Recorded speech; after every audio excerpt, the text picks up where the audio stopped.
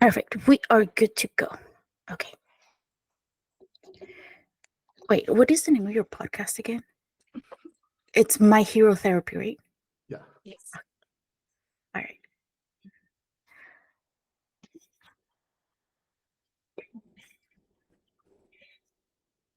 This was wrong. All right. There you go. Right. Hello and welcome to another panel. And today we have My Hero Therapy podcast. And I have a lot of questions for them because I actually stopped watching My Hero Academia, which is what their podcast is based on. So I am here to see if they can get me to start watching again. So stay tuned and we'll see. So Sounds lock and So expected. say hello to Ben and Nicole. Hi, everybody. Hello. I- So to- before we get into the why I stopped watching, let's get started as to why you started watching My Hero. Go ahead, Ben. oh, okay. Well, I was going to let you go first because, ladies first and all, but fine. That's sexist, I guess. So my name is Benjamin Tights. I am a registered psychological associate in California. I am a psychology doctoral candidate graduating this year. Go beyond. And I am. How did I start watching My Hero Academia? I started watching My Hero Academia back at the beginning of the pandemic. I was working as a social worker in a psychiatric hospital, and when the pandemic started, we had to change a lot of the programming in the hospital around. We weren't able to do a lot of the kind of groups that we normally did because we had to kind of like distancing, and we just couldn't do a lot of the things that we normally did. And so I remember like we did a themed weeks kind of thing to kind of help just kind of keep the patients engaged and excited. And so we did like a superhero themed week, and we included like we were watching superhero movies, and we were doing like coloring pages, and I was trying to like talk to the patients about like what kind of superpowers would you like to have and stuff like that. And I remember I'm sitting with one of the patients, and I had like printed out a bunch of like coloring pages for various different kind of superhero like teams and characters. But like one character had brought his own coloring pages that he had his own coloring books that he had like had his family send in. And it was My Hero Academia, but I didn't know what it was. And I just saw him coloring, and it was a picture of Fumikage Tokayami. And I was like, who is this character, and why does he have a bird head? And my client was like, oh, this is my favorite character from My Hero Academia. His name is Fumikage, and he's got the superpower called Dark Shadow. And he just starts telling me all about Fumikage. And I'm just like, tell me more about the show. And I just let him like nerd out because that's what you do, right? And I just sat there while he's coloring in his My Hero Academia coloring pages. He gave me a sheet, and I'm coloring with him. I don't remember which character I was coloring in because I was too enthralled in his storytelling of the story of My Hero Academia. And like after like the group time was over, and I go back to my office, and I'm like collecting all the coloring materials and markers and everything to take it back to my office. I sit down on my computer and I just Google My Hero Academia, and I just start reading. What is this? What is it about? And I'm just like, I need to watch this. So I went home that night and I binged it like that night. I binged like the first season that night. And I came back the next day and I was like, okay, I know what this is. And that was it. And I was hooked. So that was how I got into it. So for me, Ben had been telling me for ages that I needed to watch this show. And I was just like, yeah, okay, I'll get to it when I get to it. Anytime I tell anybody that I'm putting a show on the list, it's basically just a black hole. It doesn't, the list does not really exist. Um, but I was working with this client, and he was really big into My Hero Academia. And he had told me that there's this character that has this quirk, navel laser. And immediately that piqued my interest because I was like, I gotta see what kind of craziness this really is. Like a guy with a navel laser, like this doesn't make sense.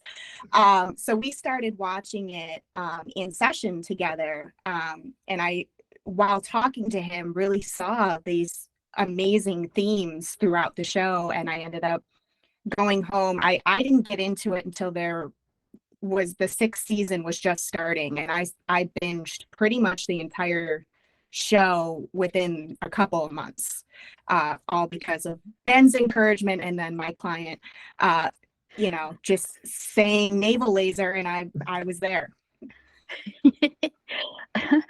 I think it was my brother who got me into it, like always.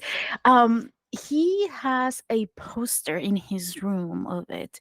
And I think I was at Comic-Con and I asked him if he wanted any like freebies from where did he get it? It was the booth for and not Crunchyroll. What's the other one that's merging with Crunchyroll?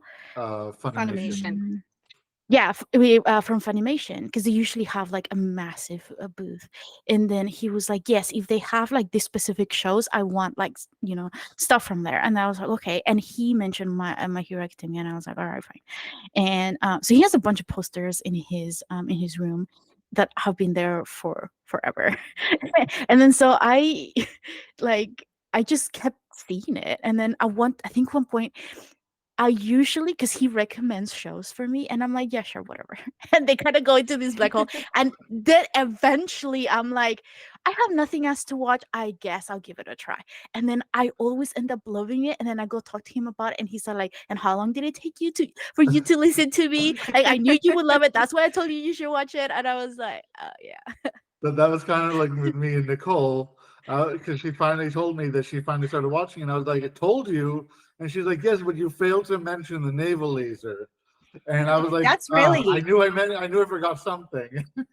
yeah, I mean, honestly, if he had started with that, I would have definitely gotten into it a lot sooner. Like I didn't understand the whole quirk thing, and whatnot. I had a little bit of knowledge of it from other clients, but I was like, I don't whatever. Yeah, Like they're just superpowers and whatever. And then yeah, my one client's like, it hey, was. naval laser. Yeah. I will admit I did not sell it very well to Nicole. I was just like, excitement. Mhm. Can't you read my mind? That's my to go. You should watch it because it's so good. Yeah, Like, and then I'm like, why? Well, I don't want to spoil it for you. You just need to watch it. Plus, yeah. it's Just like trust me. whatever. Just trust me. Yeah, whatever you're really interested, or like for whatever reason, like you're hooked in the show, might not be their reason. So you just need to watch it. Like, just trust me. Like Mhm. you you will love it. You eventually find a reason to keep going. So for me, I kind of like stopped watching it because I binged I don't know how many seasons were available at the time when I started watching, and the season ended, and I kind of forgot about it.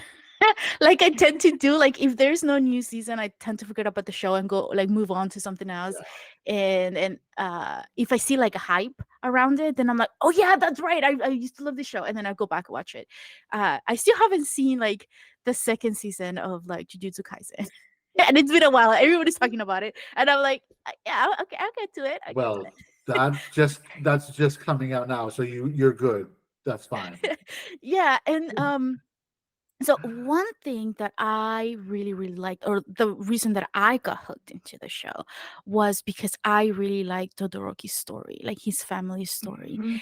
And my brother, I think he had read the manga. He wasn't watching the anime. He read the manga, and I don't know up to what point he stopped reading, but he knew more about it than I did. And then I was like, well, I just want to know. I just want to know, right? And then he wouldn't tell me, and like obviously, like there was no more for me to watch. And then I was like, well, I guess. And then I just kind of like forgot about it. And then I'm like, okay. I don't know if you guys are aware, but there is a lot of controversy with this show because a lot of people say that it fell off, and that's why I'm kind of like, I don't know if I should go back and rewatch. So here's your opportunity to convince me and everyone out there who stopped watching My Hero as to why they should return to watching the show. So I'm wondering if it's, you know, where everybody fell off. Because I know that when I started, I think it was season 5. Season 5 kind of started off really slow for me. I think it was when they were doing the festival with the different classes had to put on like a different type of a performance or Yeah. something like that. And I was just like, okay, like I get it, but this is getting kind of boring. I'm really not. I'm watching it just to watch it, but I'm kind of found myself zoning out a lot. And then the second half of season 5, which got really into the villain origin stories, that's when I feel that it picked back up, and it picked back up Mm. with, you know, reckless abandon, really. Like you're learning more and more about why these villains became villains, and then it just never stopped from there. The action just continued. So I'm not really sure if that's where everybody was saying that they fell off, because I do hear that a lot from my clients too, of saying like they started season 5 and they're like, I don't know, I'm kind of bored with it. Mm. Yeah, I think because the beginning of season 5, I feel was like a filler. It's like, oh, we're just gonna fill this space, with this fun little like, carnival type stuff. Um, and because I think that's what it was. It was meant to be a filler. And you see that a lot with a lot of animes is there's whole arcs that are just filler, and they're bland, they're boring, they're just kind of like whatever. We just got to get through it to get to the real stuff. And I don't like fillers because I want the real stuff. Um, the only good part about the that carnival arc was that final like performance where they sang that song, I want to be hero too, and then you saw Aerie like cheering, and that was like the best part about it all. um because the whole like gentle villain thing was kind of weird. Like he's a villain but he's not a villain, but he is, but he's also like overpowered, but he's not. It was weird. I agree with Nicole that when the like second half of season 5 came in and they started really like hinting and getting into the villains' backstories, the deeper stuff started coming out. That's when I like was like, this is the shit. And I'm sorry if I'm cursing now, but like this is what I wanted from the show from the get-go. Like when I watch any kind of like superhero show, yeah, obviously I like the heroes and I like their stories, but I've always loved like the villain stories. I want to know more about the villains. Um, and this show is very unique in that it gave us that. I honestly cannot really think of many other shows like this that gave us such a unique perspective into the villain origin story. I mean, heck, they even like when the episode started, they even like gave it its own name. They called it Mhm. My Villain Academia because it was its own arc where it was the villains learning about themselves. And like that's my background on my phone is the My Hero Academia and the My Villain Academia like logos and everything, because that was just so important to me. Like both the heroes and the villains are learning something about themselves, both of like where they came from and where they're going or why they're there. And I just love that part about it. So for if anyone did stop at season 5 before that part, I really do recommend just get to that point, get to the My Villain Academia part, and just that will get you through the rest of it. And I think I would also like to preface, or just say, because I also was really big into the Todoroki family and the story of the Todoroki family. So if I need to sell you on the show again, let me tell you that season 6 has so much Todoroki family drama in it. Like, just for that alone, you should watch it. There is so much Todoroki family drama. I mean, it might as well just be called the Todoroki Show for season 6. Yeah. I tell my brother that I go sort of like in and out of like wait, what's the I forgot the genre of of anime, like where it's like just very action based. Sometimes I'm like, yeah, and then other times I'm like, not so much like action. I want to watch something that's a little bit more like soft and soothing, and that's sort of like what I need. But it sort of also makes me wonder if because when you were talking about like fillers, I remember back to my Naruto days, and I was like, there were so many fillers. And especially when it got to like the end, like the final sort of like fight with like everyone, there were like so many flashbacks, and you're like, who cares? Who cares about that? I just need to know if they're gonna win or if he's gonna die. Like Yeah. what? Like who cares about that? But it also makes me think like now, like just thinking back on it and like thinking about just life and mental being a mental health or being in the mental health field. I'm also thinking like, are we like just too used to getting like the good bits of everything? We like just not, because life is like that. Like there's some times where you are having a lot of fun and you have a great day, and then there's like weeks where you're just sort of like at work and life is boring and not much is happening, and then you get a high again where like things are great. And that's just sort of like part of normal life. And honestly, that's why I really liked anime, because there were I like the times where like there's like a lot of action happening, and then there's just like this one shot of like houses or like the street or like like the scenery and stuff. And I was like, Mhm. oh yeah, like remember to look at the little things sometimes. And I wonder if, I don't know if this is part of what like the creators are thinking or not, but um having too much action sometimes like can get you burned out too.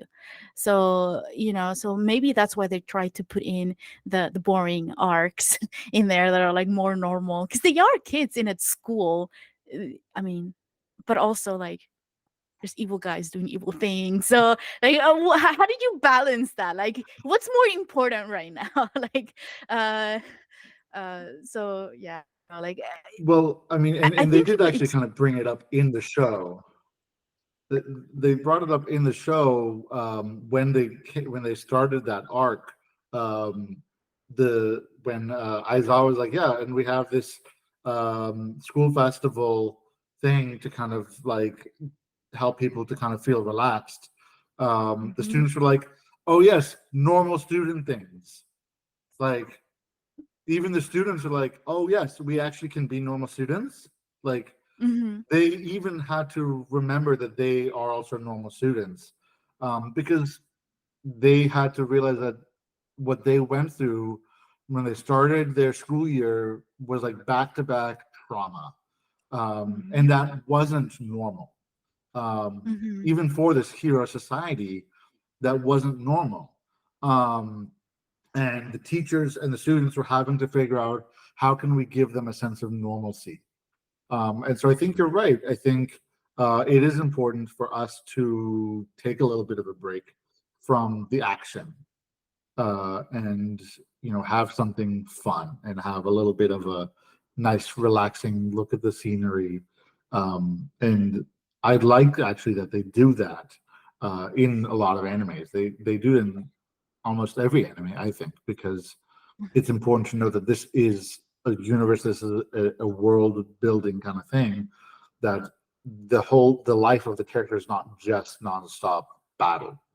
They also go to the convenience store and they have their favorite rice cake or whatever. I don't know, but in life we need to for want of a better phrase, stop and smell the roses. And having too much action can be really anxiety provoking when you think about it. Like, you're constantly seeing these battles. Is my favorite character gonna make it? Are they gonna live? Are they gonna die? Is the villain's gonna win?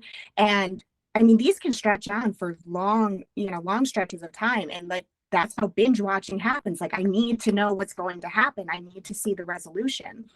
And then Mhm. you're waiting for that relief, that moment where you don't feel so stressed out and tense and anxious. And then when it finally comes, it's like, oh, well, now I'm bored. I, I wonder if it sort of takes over good storytelling. So instead of like focusing on like a good storytelling, it's more like, oh, here's some action, like pay attention, like there's like so many cool things happening here. Because I was talking to my brother the other day, and I said, I've been streaming on Twitch, or I've been trying to. And then I was like, eventually, I really want to get a gaming computer so then I can like, play games. Because I've sort of like started with video games, and I was telling him, would you play with me like on stream? And he said, because I name a few games and they were all like just very slow paced games, and he said like, no, I need the shiny, I need the explosions, I need like the a lot of things are happening. And I was like, well, I can't do that. My ADHD brain doesn't like that very much because I can focus in all of that. And so now I'm sort of like wondering uh if the storytelling doesn't have that I'm not saying that this is in My Hero, but like if the storytelling is not like the best, then they focus more on like the action to give people like the shiny, "Oh, look how cool this battle is," and like this animation is so awesome. Like pay no attention to the fact that the storyline is kind of meh. Yeah, it's kind of like that immediate gratification, right? Like, you're watching the show, you want all the action, you want to know what's going to happen, you want to be entertained. You don't A lot of people, like, yeah, like you said, like, don't want to stop and get to know the characters that much and their backstories and that sort of thing, which I find to be the most interesting. Like, I Mhm. want to know why this character is doing what they're doing, how they came to be, Mhm. and all that kind of stuff. But not everybody is that way. They're very much like, I want that immediate gratification. I just want to see, battles and things that are going to hold my attention. And it was interesting when you were talking about video games, because a lot of times when I get people in session that either struggle a lot with ADHD or a lot of anxiety, I'll recommend games like Animal Crossing, because it's very relaxed, it's slow paced, there's no like big goals or anything, no time crunches, and it's just kind of a nice little, one of those games where you can just kind of chill. Um, so it, yeah, I think really that is a lot like what it is just immediate gratification.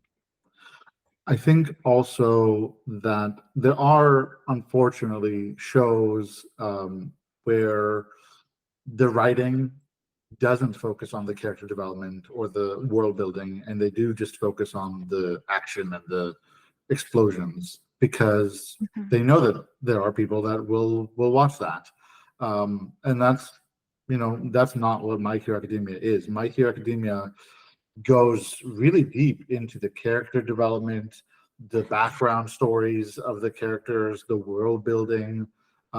Yes, there is a lot of action, but it's not nonstop action.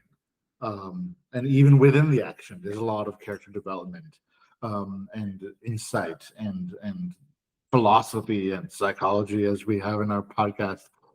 So I really think that My Hero Academia is very unique in that. I mean, I love anime. I watch a lot of shows. I read a lot of manga. I'm not an expert on anime or manga, so nobody come at me, please. But like, I've not found another show that balances it quite like My Hero Academia. So you do need to have that balance, but That's so true because I just finished watching the live action Avatar series, and I have a lot of thoughts on that. But it made me think too about sort of like who the main character is and what the story is focusing on. Because I remember now, because who would you say is the main character of My Hero Academia? Deku. Right? But he's not in every single episode, right? I so he is, but he is not the only main character. He's not. He's There's a term for it where there's like more than one main character. There's more than one protagonist. Um, I think for My Hero Academia, Deku, Bakugo, and Todoroki are the three primary main characters. They are Mhm. the three. They're the new big three, right? Like, and then, but even the like backup characters like Ochako and Tanya and Lita and Asui, even though they're not the main characters, they still have a lot of depth to them. And so it's actually really interesting because yes, we have the three main characters, that these three are the center of almost every episode. Almost. Because as we've discussed, there's whole episodes where it's all about the villains. So Mhm. that's why it's different. But the fact that they give such depth to even the supporting characters, you don't really get that as much, even in like Naruto, which did a great job with giving a lot of depth to a lot of its large cast of characters. So, uh, one of my complaints, because I started reading One Piece, and one of my complaints is that like there's just so many characters, and I'm like, I don't remember if they're like the good kind of pirates or the bad kind of pirates, or if they're in the navy. Like I don't remember where I've seen this character before. So, it made me think of that, but. It also like as you were talking, it also reminded me of like so one of the reason why I really liked the like the first Avatar: The Last Airbender was because the story was kind of told through the kids' point of view, right? We didn't really get the point of view of the adults as much, only when they interacted with like the kids, but they weren't aware of like things outside. But I remember there were episodes in My Hero Academia where it was all about the adults, what the adults were dealing with and how they were trying to solve either the same mystery or like a deeper mystery that the kids weren't aware of, and they've been doing it for like for a while or whatever. And I really did enjoy that because it gives you a different perspective. And again, um, it's kind of like a show that is good for like the whole family almost, right? Because if you have the kiddos who only like the battles and like the superpowers or whatever, but then you have the adults who want something that's deeper, then it's there. And I think that's good storytelling, right? um in my opinion, because you can have like this generational sort of like interest in it. um do you guys think the story has been stretched a little too much, or is it still a very good pacing? What Like I season said, I are mean, we so season 6 just ended. Season 7 starts now? in, I believe, May. Yeah, I think Oh, Um, May, with a movie coming out as well. Um, I would say, like I said, those first 4 seasons, like I was hooked. I was very much like I binge watched, and again that I think season 5 did get stretched, and again we talked about that being kind of filler. Um, and I think it needed to be in order to tell the story because the manga wasn't finished. I don't even Mhm. know if it's finished at this point. I don't think it's Nope. finished yet. It's still going, Um, yeah, mm, so we have but it's season almost 7 coming it's up. it's almost Yeah, done, I think. which is this war arc. And I don't think that if they didn't do that filler, I don't think that season 6 would have even it would have only been like half a season, I would think, because there was so much to put into it, but it wasn't finished yet. So I think that it's still very well paced. And I mean now like season 6 is left kind of on a cliffhanger, and I'm like, I need more. I need to know what happens now. And it's, it's painstaking to wait until May. Um, Yeah. I mean, I think also one of the reasons for the fillers is because they like need the manga to catch to go a little bit further. So they catch up to the manga and then they wait for the manga to go a little bit further. Um, and right now, the manga is not done yet, but they're like I'm not going to spoil anything because Nicole will murder me if I do. Um, but like, but they are getting close to a resolution. I think. How they're going to get to it, I don't know. It's intense. It's intense. But the thing is they needed to have that break because they need to figure out how are they going to spread out what's going on in the manga into a whole season or more. And so sometimes you need to give that filler time, and there's a lot of things that happen in the anime that don't happen in the manga, and that's for a reason. Is they need the manga to keep going because the manga is the primary. The anime is based off of the manga. Yeah. I watched a podcast a while back in which they were sort of like talking about this, but they were talking about what's that show with the Attack on Titan? And they were saying, "Well, it was such a good story.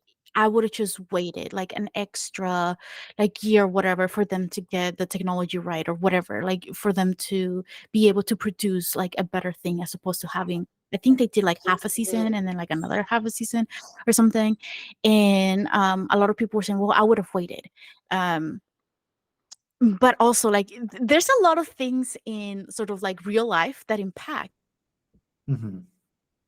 I will say that even if the majority of the fans were willing to wait for like the manga to catch up, for like let's say no new seasons for like 2 or 3 years, and then we get sort of like the new season, right? Even if that was the case, there's a lot of people behind these projects that need to get paid and need to make money. Mm-hmm. So like that's Yeah. not necessarily like always possible to do, and that's Yeah. why there's this sort of like rush sometimes, or these fillers, or Mm-hmm. like happen, um and sometimes we don't really think about that, uh but yeah, there is this whole like aspect of like business that we're not aware of, and we don't really care. We just want to see, we want to be entertained, we want to see all these things. Yeah. um And from what I remember, and I could be wrong, but the creator of My Hero Academia like has a lot of health issues going on Mm-hmm. too. And so, it takes some time for him to write these stories and whatnot. And that you do get those fans that are like, I need to know what happens. But it's like at the same time, like this dude needs to take care of his health. Like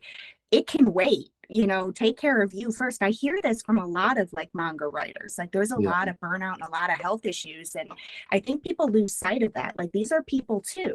And maybe we do need to just wait and let them, heal so that they can come up with the best story possible. Well, I mhm. think this goes back to what we talked about with regards to the instant gratification. And this is something that I've talked about with clients, not specifically with regards to anime or manga, but just in general. What is it like when you don't get what you want? Like, how can we sit with that discomfort? You know, um, things, in this, heavily uh, like commercialized society where we are kind of socialized to expect, new seasons every other year and all these new products and all these things. It's really hard for the producers. It's hard for the actors. It's hard for the creators. And, these are people that are, I mean, I'm not anymore a performer, but I was in high school and in college. I was a performer, and it takes a lot out of you. It does. Creative industries, it takes a lot out of the person to create. And sometimes the fans get so used to having the final product that they don't realize the effort it takes to actually create the product. And so I think it's really important for fans to take a minute and just sit with that discomfort of, you know what, okay, we have to wait. Wow, oh my God, I have to wait for a season of this anime. Hmm. Yeah, because I'm sitting here patiently waiting for, we mentioned earlier, Jujutsu Kaisen. Like, I want season 3 to happen because Yeah, I don't know what happened at the end of season 2. I have no idea. yeah, So I want that season 3. However, I heard that there was this big controversy with Studio Mappa where they were overworking their employees, making them work long hours in order to hmm, animate the show, not paying them very well. And we lose sight of that. Like, these are people too. And yeah, so no matter how badly we may want this season, we also should want these people to be treated fairly and paid a reasonable wage and not being worked to the bone to give us what we yeah. want. Absolutely, absolutely. I mean, consider, just look at all the big media explosion that was the whole, strikes, the SAG and writers, SAG after strikes and Mm-hmm. everything. People cared so much about that. This is the same thing. These people have health issues that they are, need to be treated properly. You know, just because it's not Hollywood doesn't mean it's not just as important. Yeah, and I think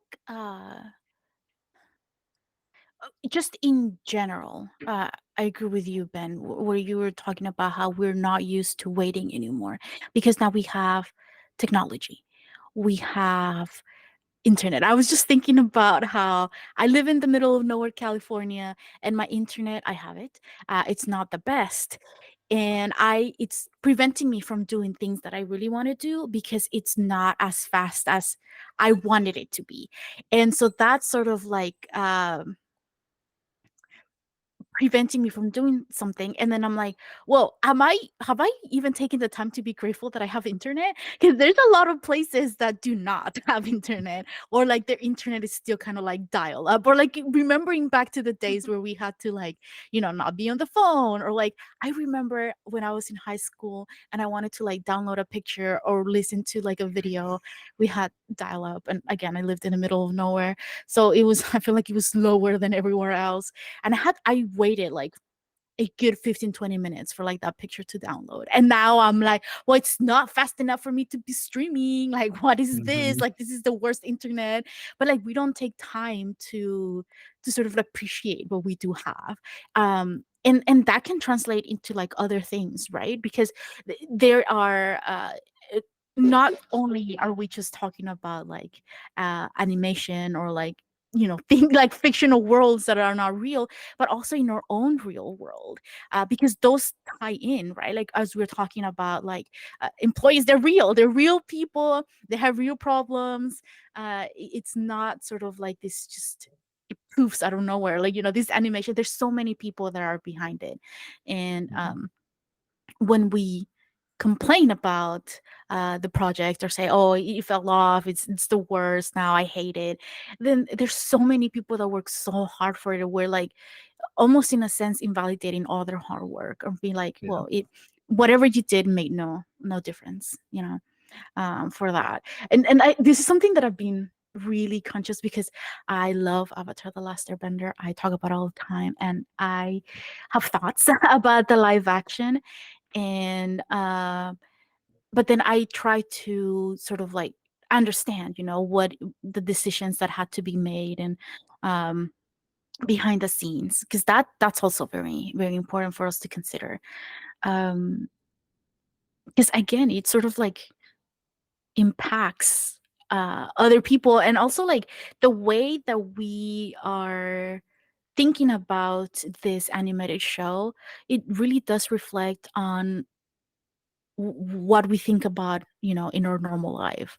Like if we are wanting that instant gratification, are we is that what we want from our life? Like, are we like not continuing friendships because they're not interesting, or they're not answering or text because they're busy, or maybe they need help but they don't know how to reach out, and but we're like, oh well, you're not texting me back, so I guess you don't want to be friends anymore. Like, all right, I'm done with you, bye.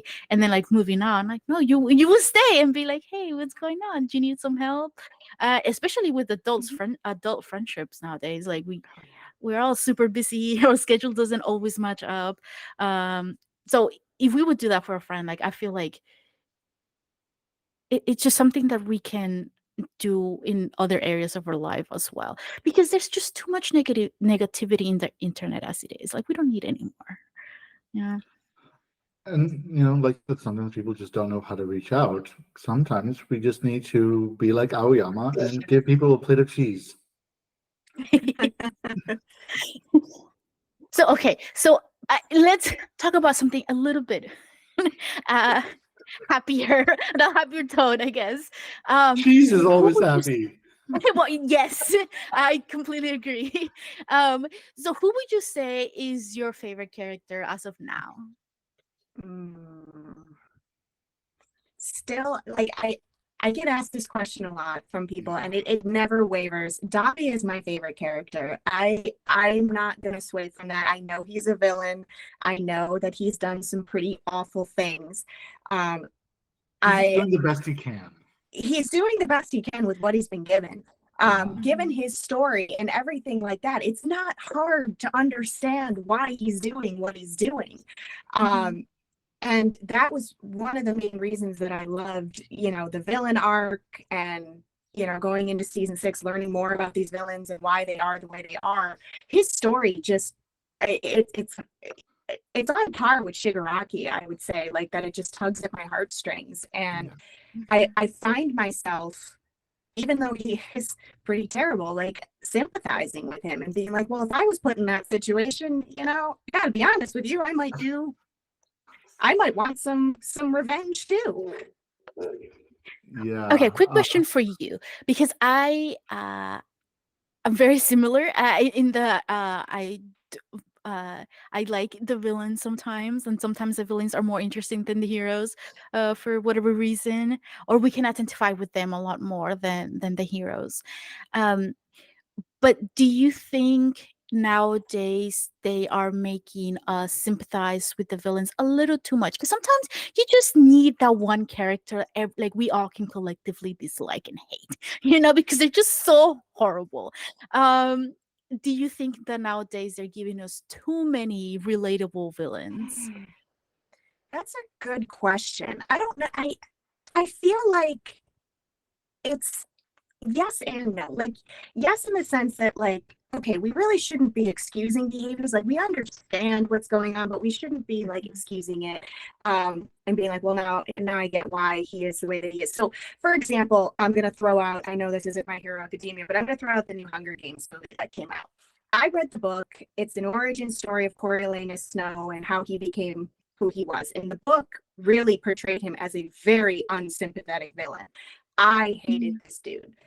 I watched the movie and they portrayed him like a sympathetic villain. I was very upset because I was like, that's not how he was in the book. You hated him right from the jump. I wanted them to show him that way because I didn't want to have sympathy for him. And I do feel that you do need that one villain where you're just like, no, I don't like you at all. And, you know, you want to root for the heroes for once. Like, I do find myself rooting for the villains a lot in My Hero Academia. And I don't want to root for the villains. I want to root for the heroes. I want them to, that trope to manifest. But so I would agree, like we do need some unsympathetic villains out there, but I I like the way that the villains are done in My Hero Academia. I do want to have sympathy for them. Yeah, I think, I mean, and really, and this is actually one thing that Nicole and I talk about a lot whenever we talk about shows and anime, and this is one of the reasons why we both watch the same shows. We have similar ideas, like this is why we watch the same shows. But My Hero Academia is very unique in that it does kind of offer this kind of like it helps you to understand where these villains came from. But and I mean, for me, to just to go back to your question, I I think So my favorite character changes like every so often. Like I I I'm gonna right now, you know what, I'm gonna say that my favorite character right in this moment is Asui, because she's just very genuine. Um she's very she can be vulnerable, which is very important. But she's also very open and accepting of other people, regardless of what they've done. She's not judgmental, even of the villains. She, I, I'm trying to remember if they've shown it in the anime yet, but I know in some parts of the manga when she's like dealing with some villains, like she's understanding of the villains. And I think you Mhm. need to have a hero who can understand the villains, who isn't just, oh my God, you're a bad guy, so so I don't want to think about you, right? You Yeah. do get that a lot in a lot of modern media, and that's what I love about Asui. She takes the time to think about the other person's perspective. But as to the whole sympathetic villains, um, I mean, yeah, there's a lot of shows now that are trying to get that, but they don't always succeed. Um, they try, and then sometimes they try too hard. Like, what was the new Guardians of the Galaxy? They Oh tried yeah. too hard with what was the name? The Great I was Evolutionist. thinking the same thing. Yeah, the evolutionist. I was just They thinking just about him. tried too hard to make him like understandable, but they did not work and actually made me No. like dislike him even more. Mhm. Um, and so like it's a very and now I'm going to speak a little more professional because I work with criminals. I for a year and a half I worked with people on parole, um, who had committed some really horrible offenses. These are people that society views as like the worst of villains, Mhm. and I always try to see people as people. Sometimes it's hard because yes, they've done horrible things. Um, Part of it though is how does the person see themselves? Um, and when we see villains on screen, um, and their backstory and everything like that, you know, I often do find myself kind of getting into that whole like psychoanalytic like mindset of like, okay, well, okay, we can see, yeah, it's based off this trauma history and this situation that they've been put in, and there wasn't like with Dobby, going back to Dobby, knowing Dobby's story, he did not really have very many choices in society, given Mhm. the situations that he was put in, given the abuse that he was subjected to. Like he really did not even have the choice to become a hero in that society, given the Mhm. way that society views things. And that's an important thing to think about in the real world, is how does society view things. And so when movies and TV shows are trying to show the sympathetic villain, you know, if they're not if they're not having that world building of how does a society view things, it can go too far, or it might not go far enough. Um, And so with My Hero Academia, it's very unique because they did a really good job of showing, well, this is the society. This is how we view heroes and villains. And this is how society is built up. Well, okay, then we can see then how people can become villains through no Mhm. fault of their own. And we actually see that a lot in the real world where people fall to crime not because they are evil, but because of societal circumstances, socioeconomic status, situations out of their control that, well, this is the situation I'm in, that, well, society is viewing me this way. I might as well do it because that's Mhm. the way I'm viewed and I have to survive. We see that So with Dobby. We see that with Himiko Toga. Mhm. But it made me think, because this is something that I've sort of been thinking about lately, because like I said, I've been reading One Piece, and in there, like, we're rooting for the pirates, which in real life you would not be rooting for the pirates. And I'm like, what, is the government good? Is it bad? Like, I'm still like, trying to be like, wait a minute, like, this is like, it just completely turned everything on its head, right? Yeah. And as you were talking, it made me think too about have you guys seen the movie Megamind? Mhm. Mhm. Yeah, it's kind of like, well, he was put in that label of, second best or whatever, and he was all like, well, they think I'm evil, then, well, I might as well be evil. But Yeah. like, given like Mhm. where he was raised, and like how he was shown things, or what he was taught taught, it's completely different.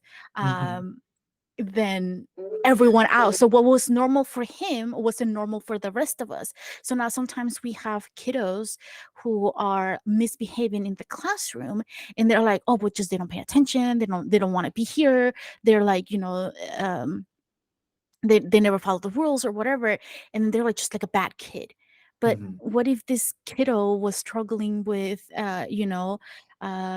not eating enough or not sleeping enough, because things are going on at home, or this is sort of like a cry for help, Mhm. because of what's happening at home or in their community. Like, it's completely different, Yeah. and like you said, a lot of times when that kid receives, especially in school, and sadly, we sometimes do this in our professions as well. Heard sometimes people be like, "Oh, well, they're just med seeking, or they're here because once Mhm. again they're a repeat offender or whatever." Like, we have these labels for people, and sometimes those labels um, give us mm, like that space for us to start judging, right? Mhm. And then we completely forget about the person behind that label and what they're going through, because we're Yeah. just so focused on that label. um it's one of the things that I wanted to discuss, I guess, in these panels and everything pretty much that I do for Psychology for Geeks, because uh, in society we tend to think about things as black and white, and they never are black and white. There's so much in between that uh, we kind of have to it's good for us to understand both sides. And as much as I would love to have that one villain who is just like purely evil, um that's most of the time not really the case. Like, there Mhm. is a reason behind them, right? Or maybe they are, because I also go back to thinking about sort of like Black Panther, where we saw like two sides of like sort of like the same argument. They wanted to achieve the same thing, but they had different opinions on how to go Mhm. about it.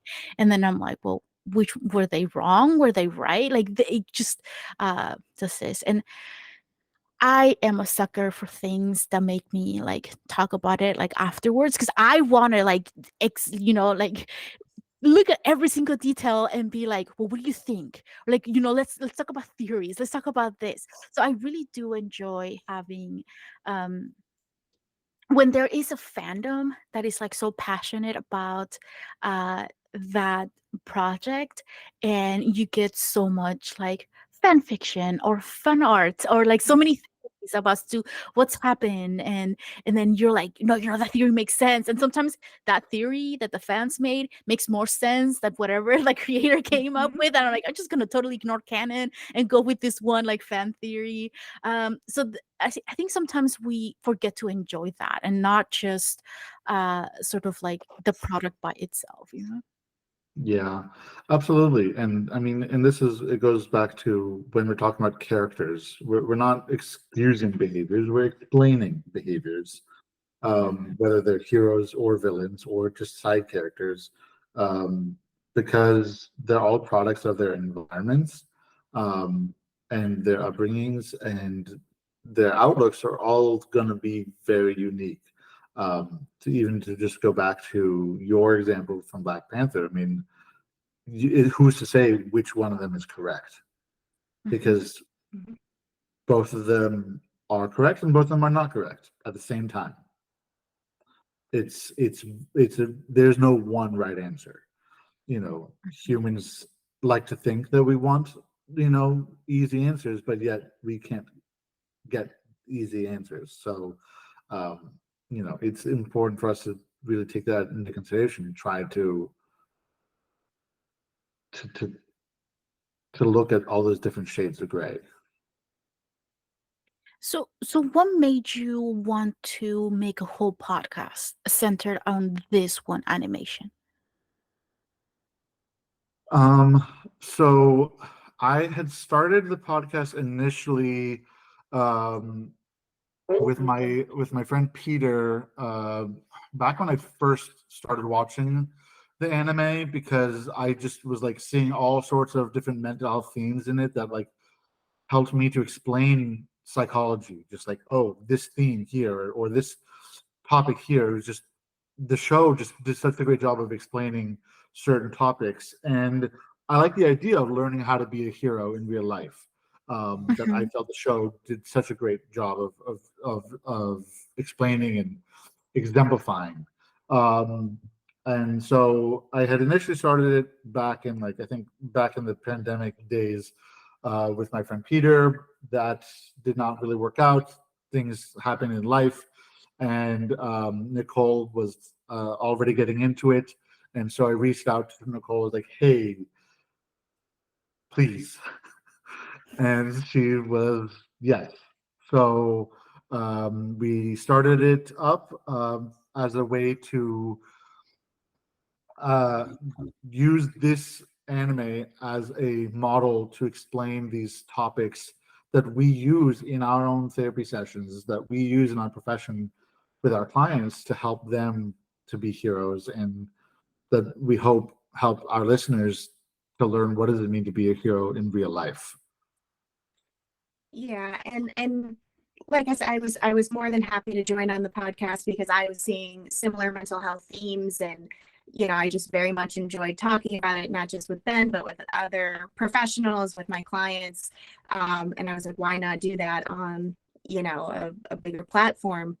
And on top of, teaching my clients like how to be a hero in real life, I also, working with I work mainly with children and adolescents. So when you were talking Mhm. about that kid that's labeled as a bad kid or, troubled or whatever the case may be, I like being able to use this anime with them in therapy to show them like that side of like those villains that are labeled bad kids, particularly Himiko Toga, who, because her quirk, is ingesting blood of the people that she loves, was immediately deemed evil, just Mhm. because of her quirk. Same thing with Shigaraki, when, his decay quirk, like that's an evil quirk. But when you look at the story and everything that makes them up, you again kind of understand like they had no shot. So Yeah. working with children and adolescents, it's like we're realizing what's going on pretty early on and what factors are going into, you know, this child's development. So what can we do to help them change their story, so that they're not the villain in the story. They're not the bad kid. They're just struggling and they just need a little extra assistance. And I feel like the show does a really good job of being able to show that. Well, you guys gave me fantastic answers, and now I can't ask you the other question because you guys already answered it. So thanks.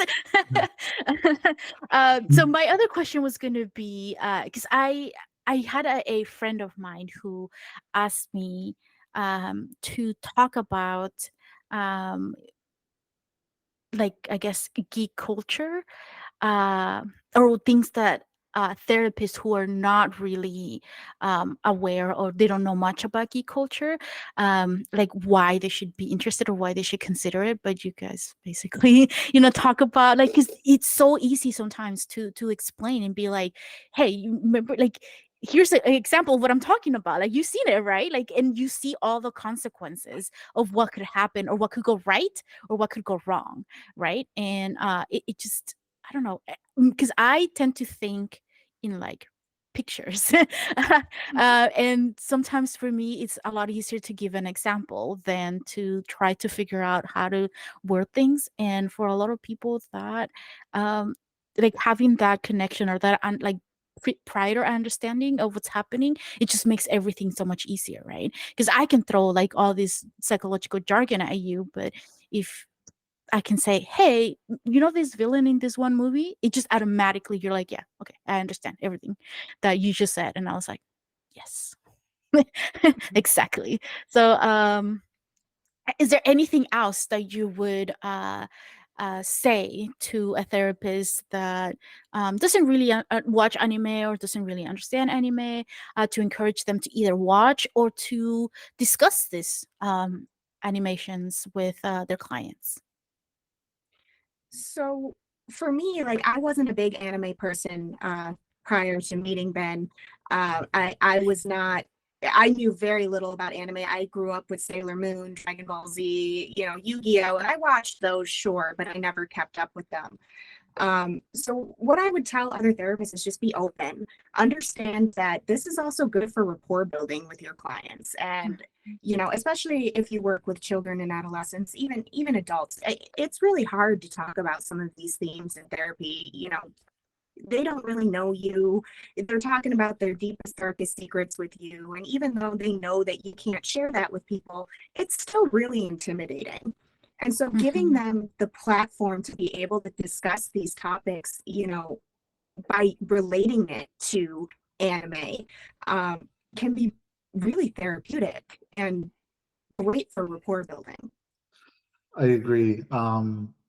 I mean, I only got into the whole geek culture in therapy thing fairly recently, back in like 2018, I think it was.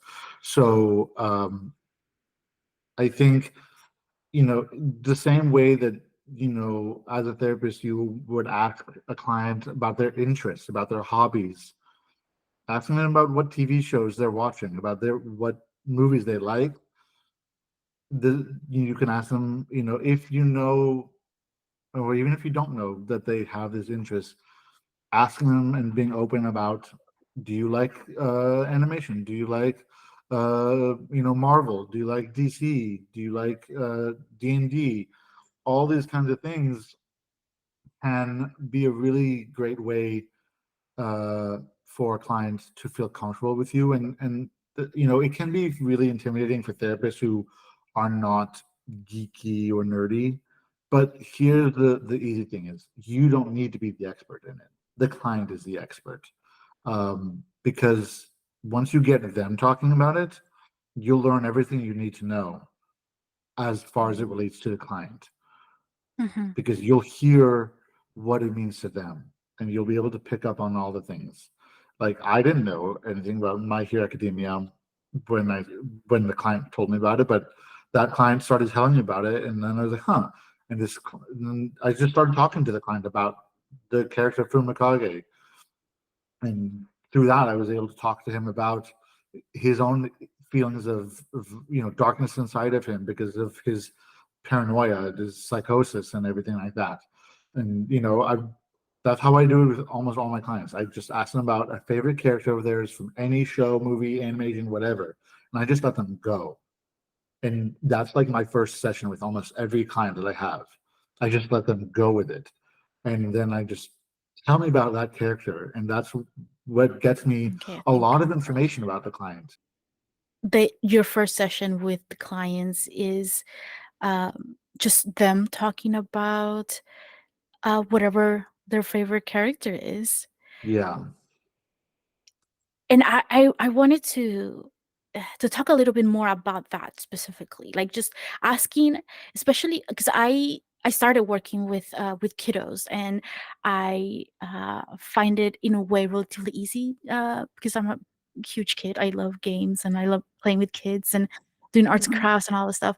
But with adults, I find that a little bit difficult. So then I just kind of like started asking them the same questions that I ask, like my kids or my teens, and I will get a lot of sort of like blank stares sometimes about like hobbies because they're just so busy being parents or being adults that they didn't have time for hobbies, or they didn't really spend a lot of time for themselves or doing something that was sort of like considered self-care.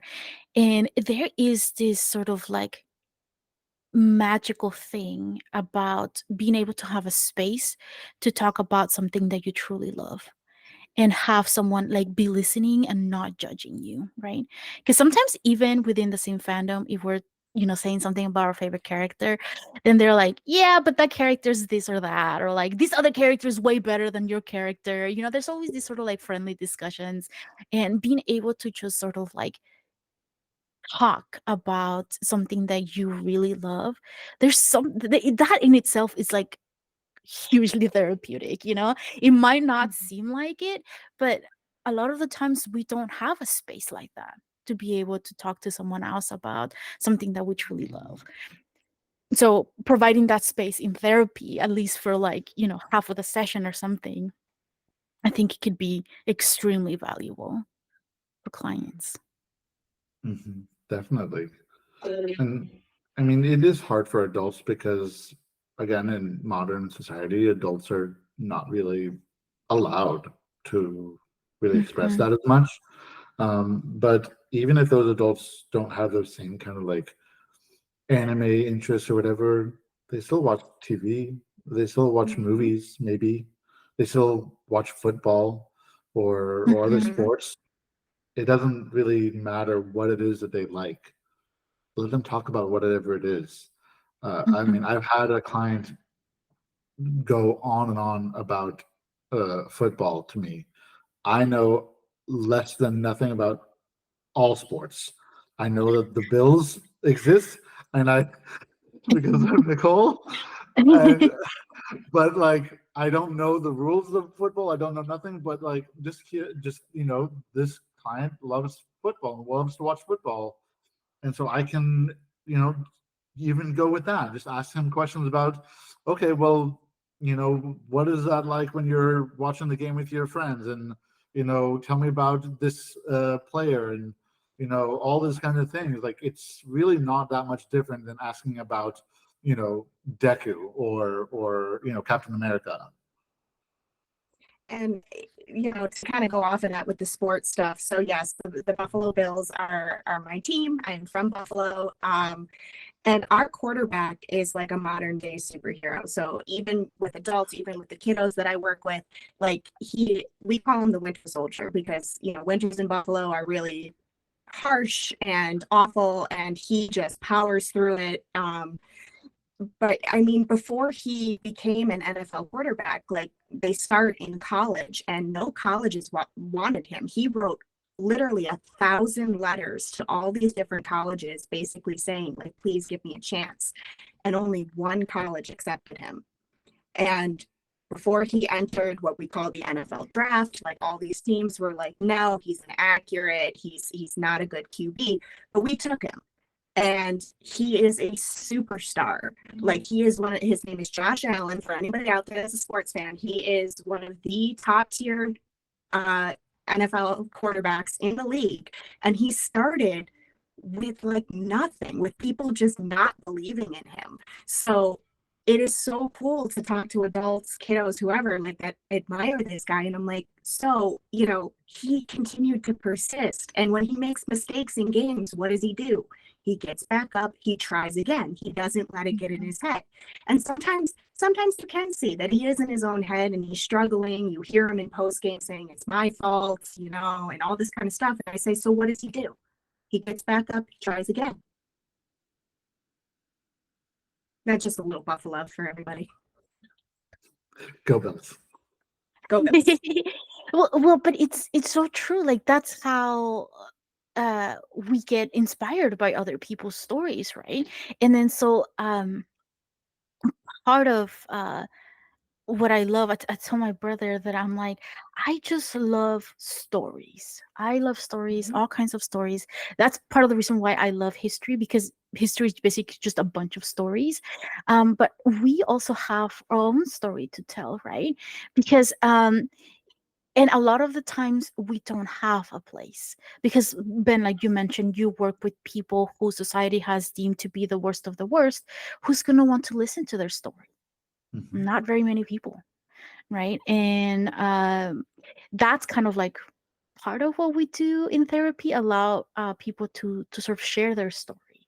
And and it's becomes a little bit easier when we are using a fictional character uh, initially, right? Because it always starts with like, oh, so I really like this character because this and this, and then it slowly transitions into talking about themselves because there is something about this character that either they want to be or they can relate to, right? And then so it just becomes a little bit easier to talk about our own story, because if you've never really been given the opportunity to talk about yourself, like how are you going to be expected to immediately start doing that in session, right? Like it's really hard and uncomfortable.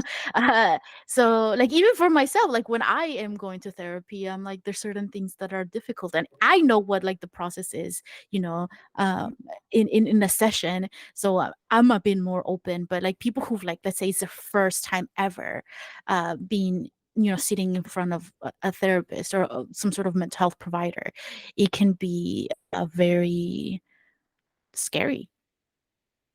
Yeah, Mhm. But talking about anime can make it so much better and absolutely. easier. 100%.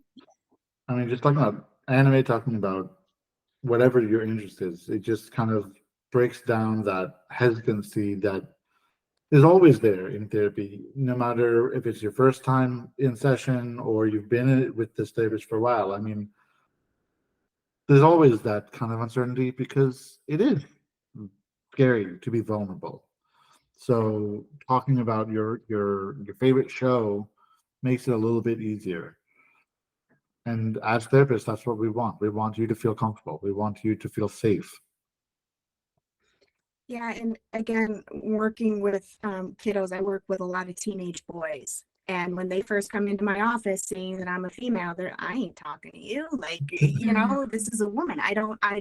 But when I tell them, like, hey, like, you know, I'm going to tell you a little bit about myself, and then you can tell me a little bit about yourself. And I tell them what my interests are, immediately they go from like this scowling, like, I'm not talking to you, to like, well, hold on a second. Like, what do you mean you like anime? What do you mean you like building with Lego? What do you mean you play video games?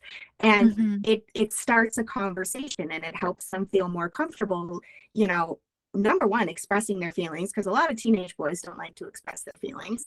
Um, it's just how it is. Um, and again, like it helps them feel more comfortable. And then, you know, we go from conversing about what our favorite, you know, types of geeky interests are to like, okay, so tell me a little bit about how you relate to that, and how can we use these characters to help us, you know, move forward and, you know, express our feelings a little bit. Kirishima in My Hero Academia is a great example, Mhm. because he's this character that seems super manly. He's got the muscles and all that kind of stuff, but he's constantly showing emotion and telling other characters, like male characters, like it's manly to cry. And so it's so great to have that, um, just that positive masculinity in the show, to be able to relate to that for teenage boys who've been told, you know, for much of their lives, like boys aren't supposed to show emotion.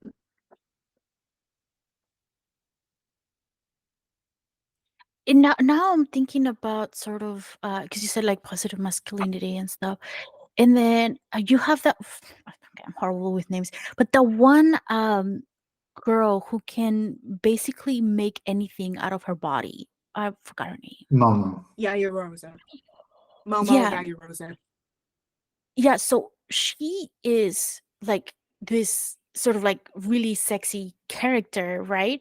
But she's extremely intelligent as well, and that's something that most of the time in society doesn't go together, or we don't see that quite often.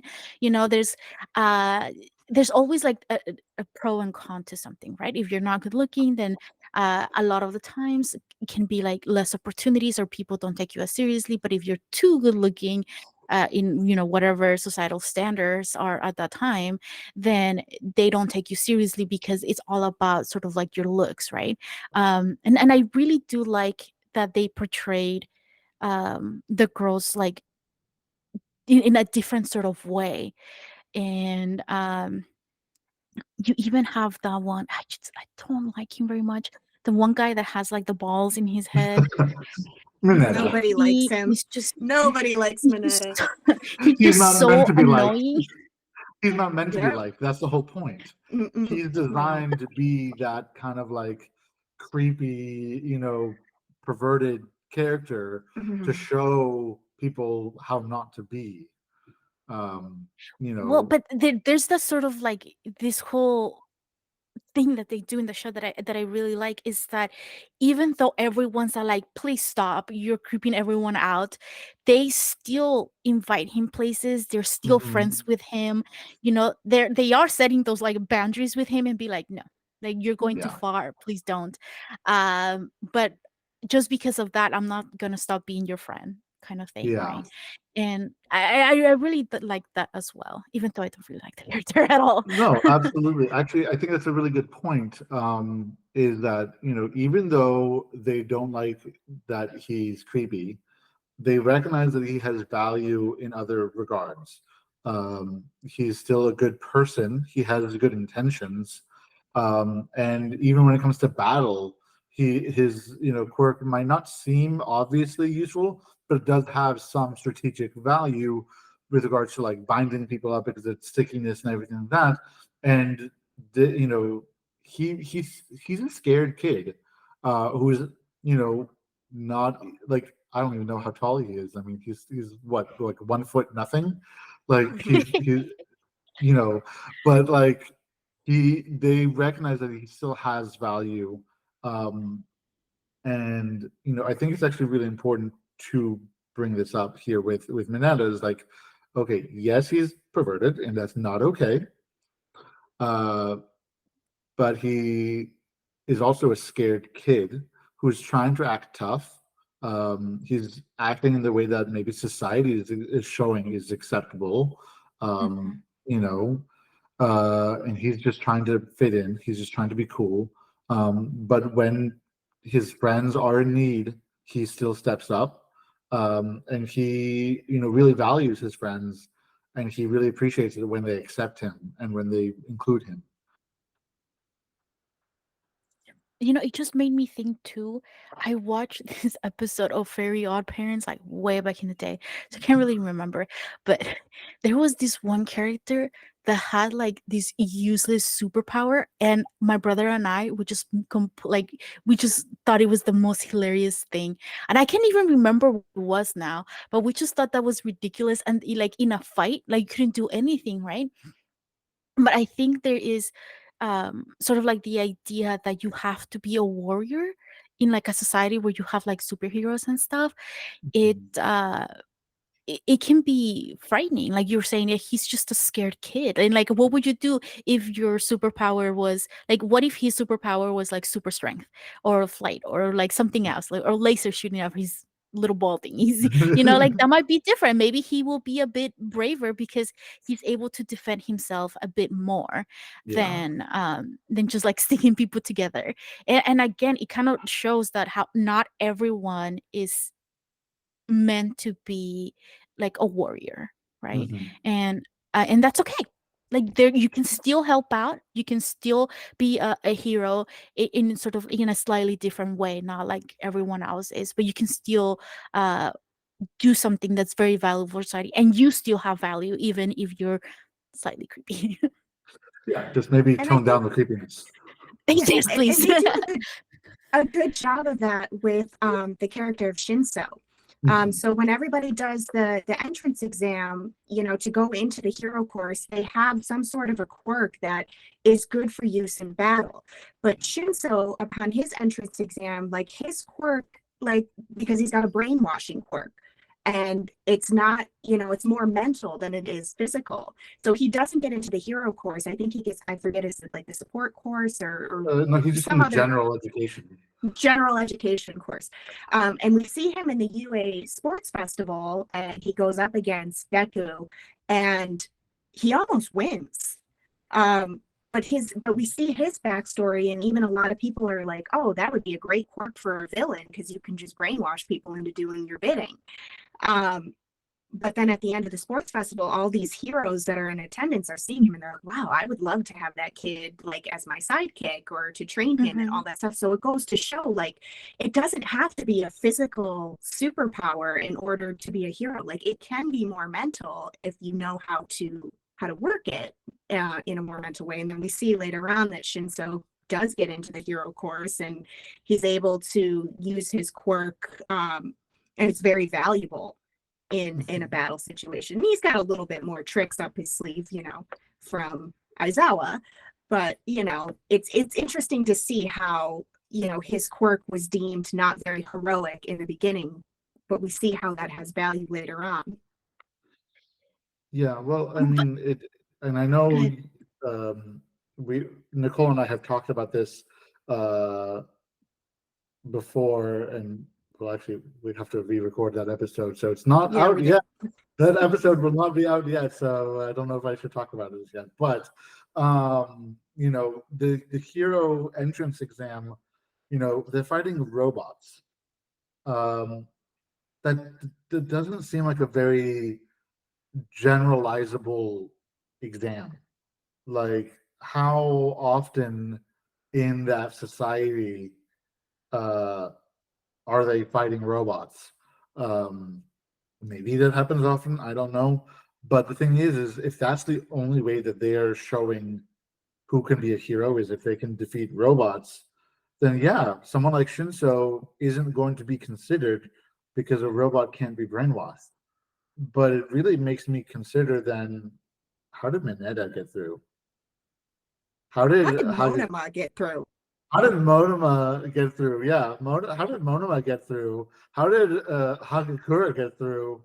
There's so many. It's really, actually, it really pisses me off because I love Shinso so much. Um, because we have characters who are in the hero course whose quirks do not seem very overly combat oriented, but yet you have a character who's not a hero course, not combat oriented quirk, who was discriminated against because of his not combat oriented quirk. And it just doesn't add up to me. And so it really confuses me. Like, Monoma's quirk is to copy other quirks. So maybe Monoma got through because he Mhm. copied the quirks of his like other like test takers. That's the only explanation I can think of.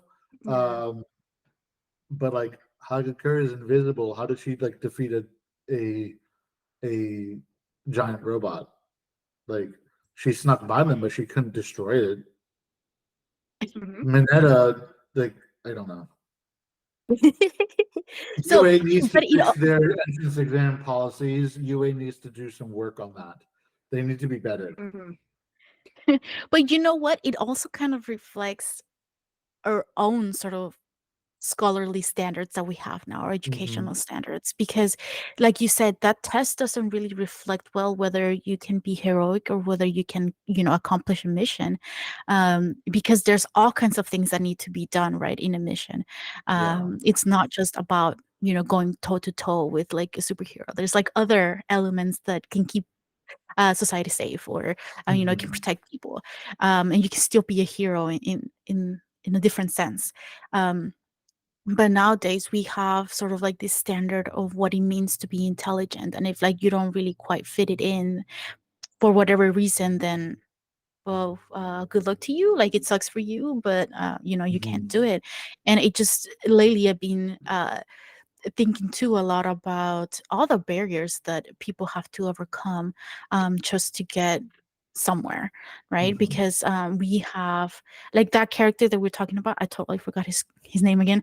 Like he had to, like he got into like the regular, like I guess classrooms, and then slowly he overcame like an obstacle, but he had to like struggle so much compared to like some of the other characters you guys were mentioning, were like just somehow got in, but he didn't, and he seems to have like a slightly better like work than his other classmates.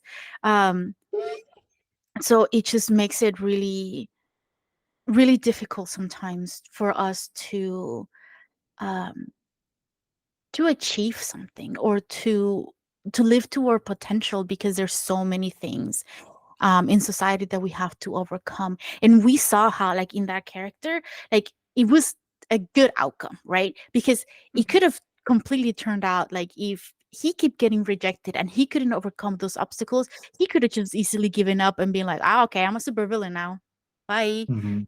but he didn't. Absolutely. I mean, it goes to show, uh, with both in the real world and in the world of My Hero Academia, if people are given, you know, opportunities and given support that is, relevant to their needs, then they can succeed. Shinso was given the support that he needed by Aizawa, and even Todoroki. I mean, Nicole talks about this all the time. That Todoroki, given all that he's gone through, could easily become a villain, Mhm. but he was given the proper support at UA and everything, and became a hero. But both Shinso and Todoroki could easily become villains, but they didn't.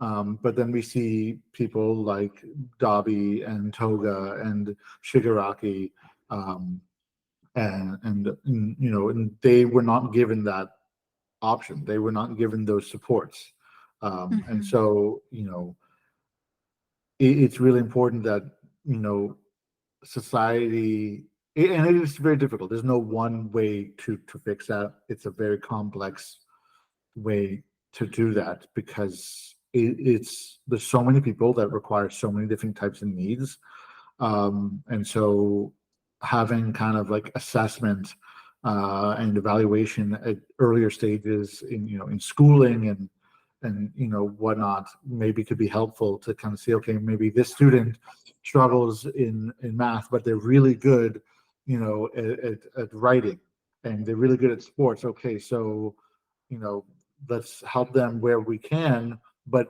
also allow them to flourish where they are already flourishing.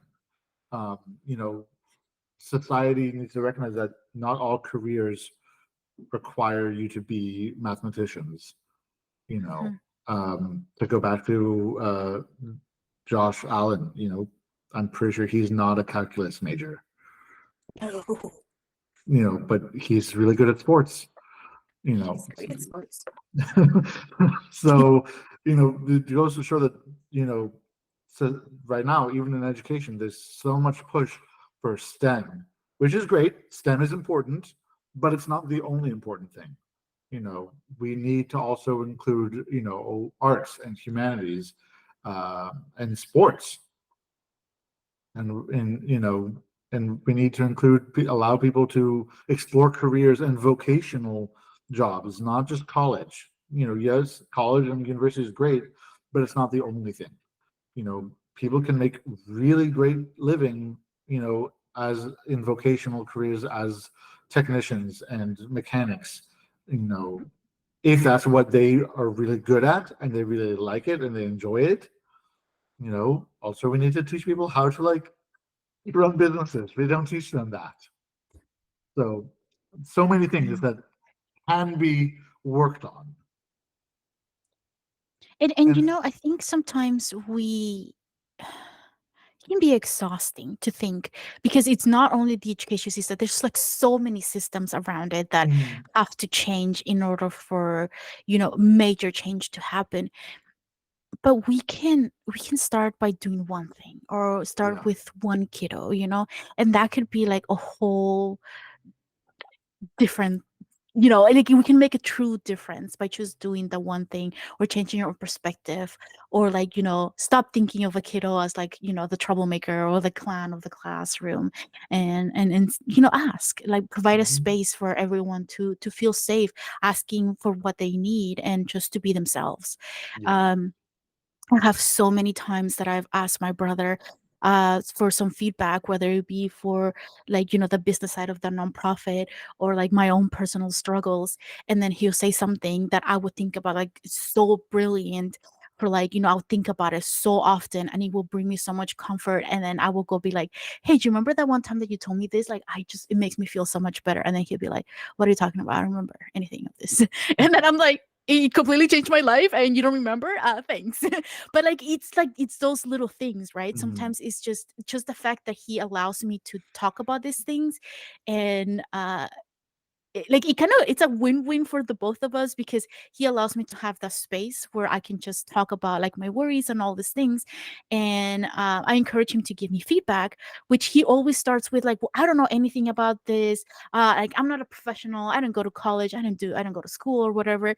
And then like wisdom comes out of his mouth, and I was like, and you say you don't know anything. And I'm like, excuse me, this is helpful, like this is like, I don't know anything either, like just share your thoughts. And then that makes him feel more comfortable, because I provided a space for him as well to, to share his story. And sometimes that's all we need, like a safe space for someone to say, what do you think, and then be okay with whatever you're thinking, not just immediately contradict it or shut you down. Mhm. Am I frozen again? No, No, sorry, my dog's Oh, okay. barking. Oh, okay. I just didn't know if I was supposed to talk or not. But but no, it's actually a good point. And everybody has their strength. I mean, I feel the same way with like my brothers. My younger brother is really good at business and math and numbers, and my brain does not work that way. I, you even try to even mention that kind of stuff to me, and my brain just shuts down. Um, and it's actually really interesting that like in My Hero Academia, the school has like a whole track for people who want to, study the whole business side of the hero industry and the whole technical engineering side of things. So, Mhm. it's interesting that they, are offering students a chance that, okay, hey, you don't all have to be heroes in the sense of fighting villains. You can also be heroes in business and in engineering, and that's great that they are offering that. Um, I so I think there's something to be said about identifying, you know, where do you want to go, what kind of hero do you want to be, and finding the path that allows you to be that kind of hero, finding the career path, finding the vocation. Maybe it's not going to be exactly the way that you thought it was going to be, um, but I think, and seeking out those opportunities can be really helpful to build your own self-esteem as well. Shinso did not give up. He sought out Aizawa to get further training. He didn't just say, okay, well, I'm in the general education course, so I'm just stuck. No, he persevered and said, okay, well, I really want to be in the hero course. And I noticed, and he noticed all those heroes saying that he was amazing. He Mhm. could have been bitter about it. He could have been resentful. But he said, "Oh, wait a minute. I do have value. Let me go seek out opportunities." And he did. So, if Shinzo's story is a really amazing one because he was unfortunately discriminated against, but he recognized his value and he sought out opportunities to rectify it. And he overcame that discrimination that society placed on him. That's one of the things that I find myself often talking about. I'm like, build a community, seek that Mhm. help, right? Because Yeah. that can make a huge difference in our life. Um, and again, we just keep talking about how, like, these heroes had support and it could have been different if they didn't, because we clearly see it. And again, it just goes back to how useful it is to use this in a therapeutic setting, because we have the examples of like, okay, so if you continue down this path or engaging in these things, this is what could potentially happen. Is that what you want? Or like, what is it that you need? And we can clearly see, like, in the different characters, like what they did or what they didn't do or didn't have, in order to be able to flourish or succeed in the way that they wanted. And I think we do really underestimate sort of like how helpful um other careers are, because then it just made me think of like the kiddos in the class where they're building the suits for like the heroes. And then I'm like, Yeah, but they're like, if it wasn't for that, like they wouldn't be able to get stronger. They wouldn't be able to do like so many cool things. And then I just think back to like Edna Mode and she was on El Capes, and I was like, she was right. Like, she was right. And like she knows what she's doing. And so like that one thing like can be so helpful too. And I think um because of the glamour and everything that comes, sometimes we get down on our own sort of life because we're like, well, I'm not like these other people who are like, super famous on TikTok now and they're making all this money. Like my career doesn't really matter. Or like I'm a really small business owner. I'm not like, other people who had instant success. And I'm like, yeah, but you can still make that difference. Like you're still, still very valuable what it is that you're doing. So yeah. So on that note, I wanted to give you guys a brief time because we basically this whole panel is a great advertisement for your podcast, because this is just sort of like a glimpse of what you guys discuss in your own podcast. But is there anything that we miss or any extra things that you do in your podcast that you would like people to know? No, we covered a lot. On our podcast, we go episode by episode of the anime. Um, we do sometimes have special guests come on, and we like to give ourselves special hero names. I am known as the empathic hero Pathos. And I am known as the intuitive hero, Psyche. Oh, Because we like to get into the whole hero mentality, and we also do bring our podcast to life on different panels, not just on virtual panels like this one, but we did do this podcast on a panel at San Diego Comic-Con last year. Nicole had hosted it. Last year at San Diego Comic Con. It was amazing. We had a full room, like it was standing room only, and it was very successful. We had us two, my older brother Isaac, and then two other guests, Dr. Scott Jordan, and then a special voice actor, Rio Shigeta. And then we, do you want to share what's coming up for our the next panel that we have coming up? Yes, so we have a panel coming up at the TAGS virtual conference, the Therapeutic and Applied Geeking Gaming Summit. We are going to be doing this podcast on a panel there. It's April 20th. I forget what exact time. I know it's later in the evening, for me at least. We'll post it on social media. Yeah, we'll post it. It'll be posted on social media. But Ben and I will be there along with his brother, Dr. Isaac Tights, and Brent Lyles, who is a licensed mental health counselor. So you can catch us there if you guys are going to TAGS, and then hopefully maybe see us later on some other conventions, TBD. TBD, yes.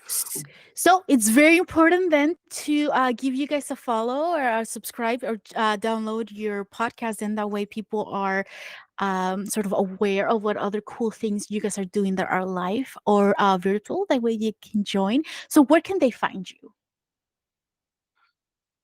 You can find us on all the social medias, Facebook, Instagram, X, at My Hero Therapy. You can listen to the podcast on Spotify, iHeartRadio, wherever podcasts are found at My Hero Therapy Podcast. You can email us at myherotherapypodcast@gmail.com.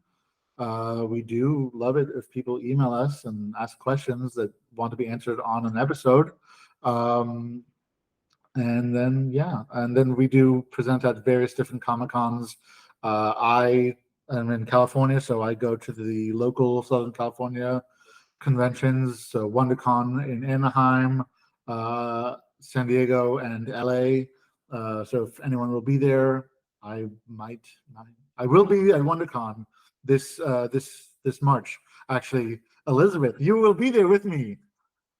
Yes, I we will can't be there actually too. announce yet because the schedule isn't out yet, but we will be there, so all of your listeners can find us. But please, listeners, come join us and party with us. And I am not in California, as I've mentioned multiple times. I am in Buffalo, New York, but I do go to many of the conventions around the area, particularly Nickel City Comic Con and Flower City Comic Con out in Rochester.